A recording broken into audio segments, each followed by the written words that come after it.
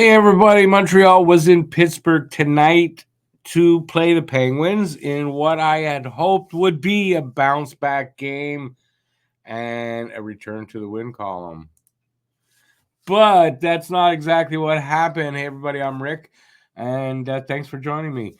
So, I really thought Montreal would get some revenge on the Penguins for the 6-3 loss they took at the hands of the Penguins on October 14th here in Montreal. And it's not exactly what happened.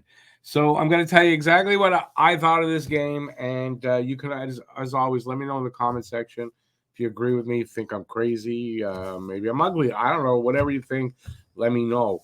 All right, here's my thoughts on this game.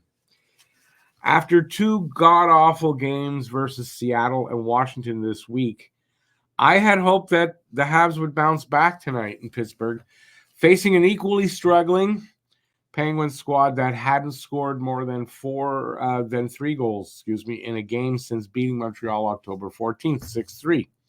I had hoped the Habs squad that beat St. Louis 5-2 and Philadelphia 4-3 last weekend would make another appearance this weekend. I had hoped Montreal's power play, coming in at 22%, would help keep Montreal ahead of the Penguins with a goal or two. I had hoped Cole Caulfield would make it 5 games in a row with a goal, and Nick Suzuki would keep his point streak going. I had hoped Lane Hudson would have another impressive game, wowing us on every shift. I had hoped Montreal would play hard for a full 60 minutes instead of just the last 10 minutes of the game. Too little, too late. I had hoped all of these things, and the Montreal Canadiens delivered on none of them. Instead, we got another frustratingly disappointing effort and result as Montreal lost 3-1 with an unlikely Christian Dvorak scoring the lone Montreal goal. In what was a lackluster, unexciting contest between two teams that at times played boring, mistake-filled hockey, Montreal had trouble getting out of their end and also couldn't hold the offensive zone for any extended pressure, even on their own goal. They weren't in there that long when they got it, so just they couldn't again get out of their zone, and then just couldn't stay in the offensive zone. I think if they were able to hold the zone and create some pressure that way, they might have gotten a goal or two that way, but just didn't happen. Pittsburgh, on the other hand, held the offensive zone for long stretches, but honestly still didn't get a ton of good chances. Monty was good tonight, he was, but wasn't tested, I didn't find anyways, wasn't tested too many times on Pittsburgh's 24 shots.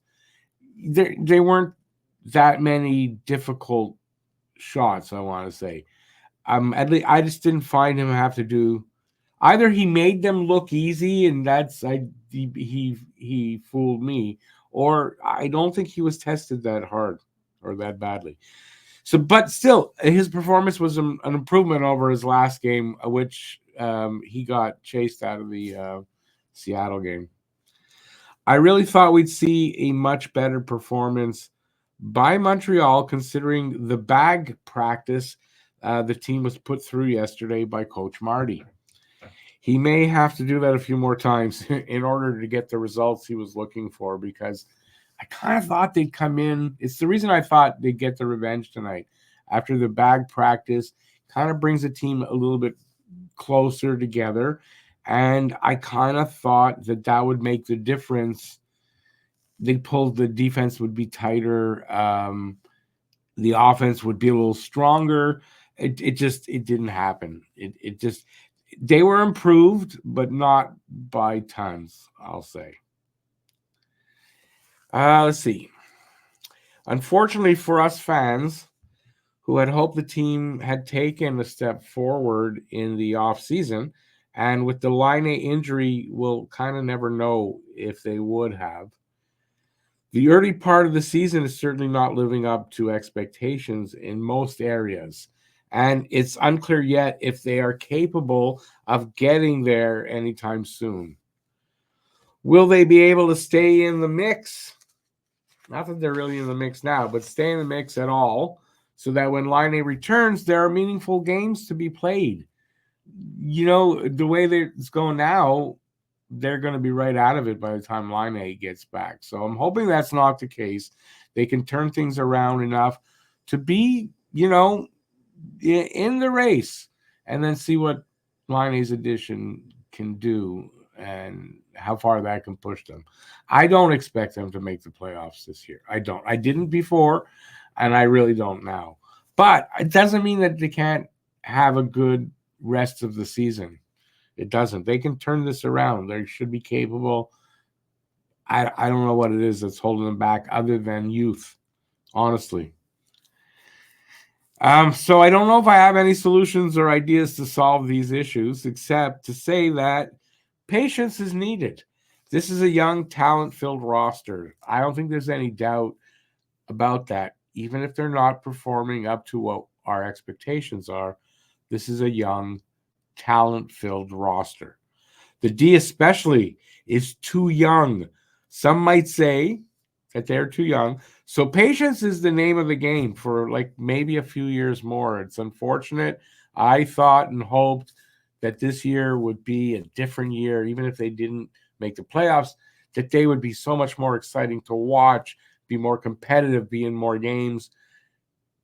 It's not happening yet. Now it's only 12 games in, but it's not happening yet. Truth is that we may have jumped the gun on when the team can contend for a playoff spot, probably by a couple of years, and we may have to suffer as fans for a little while longer. If they can continue to improve. So as I've said a few times this season already, if they are better at the end of this season than they are right now, that they've gotten better, Line A's there, they're playing well, they're winning.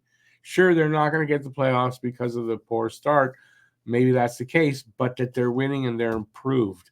The defense is playing better. The young guys are looking better.